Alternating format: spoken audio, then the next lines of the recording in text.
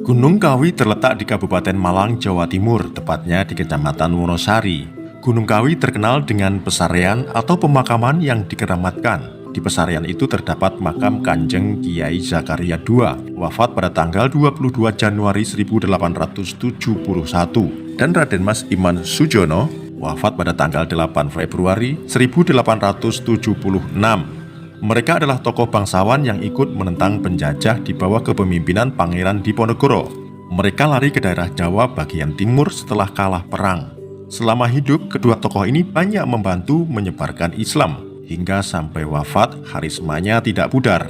Terbukti dengan banyaknya peziarah yang datang ke pesarean, terutama pada tanggal 1 Muharram atau 1 Suro. Banyak peziarah yang datang ke pesarean ini. Kiai Zakaria yang dikenal dengan sebutan Eyang Jugo merupakan kerabat dari Keraton Kertosuro yang menjadi pengawal perjuangan Pangeran Diponegoro melawan penjajahan Belanda antara tahun 1825 hingga 1830. Eyang Jugo ini merupakan buyut dari Susuhan Pakubuwono I yang memerintah Keraton Kertosuro antara tahun 1705 hingga 1717.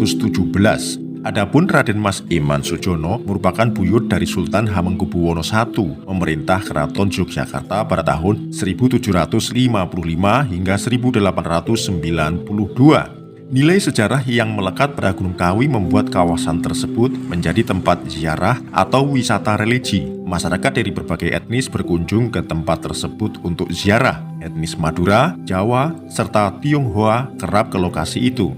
Bahkan ada peziarah yang datang untuk minta pesugihan.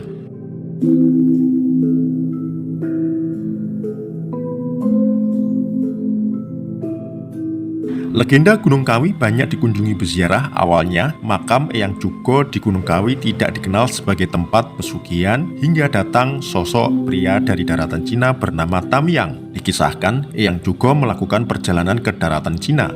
Suatu ketika, dia bertemu dengan seorang perempuan hamil yang kehilangan suaminya. Kemudian, Eyang Jugo membantu ekonomi janda yang hidup dalam kemiskinan ini. Perempuan itu sangat senang dan berterima kasih dengan bantuan Eyang Jugo. Eyang Jugo memang memiliki tabiat membantu sesama. Saat Eyang Jugo kembali ke Pulau Jawa, dia berpesan kepada perempuan itu agar jika anaknya sudah besar, disuruh datang ke Gunung Kawi di Pulau Jawa. Anak janda miskin itu bernama Tamyang. Pada era tahun 40-an, Tamyang datang ke Gunung Kawi. Dia ingin membalas kebaikan Eyang Jugo yang telah berbuat baik kepada ibunya. Maka dia merawat makam itu dengan baik. Pria yang sering berpakaian hitam-hitam ini merawat makam Eyang Jugo dan membangun tempat berdoa dengan gaya Cina. Sejak itulah, peziarah ramai mengunjungi Gunung Kawi. Di sekitar Gunung Kawi juga banyak bangunan bergaya Cina.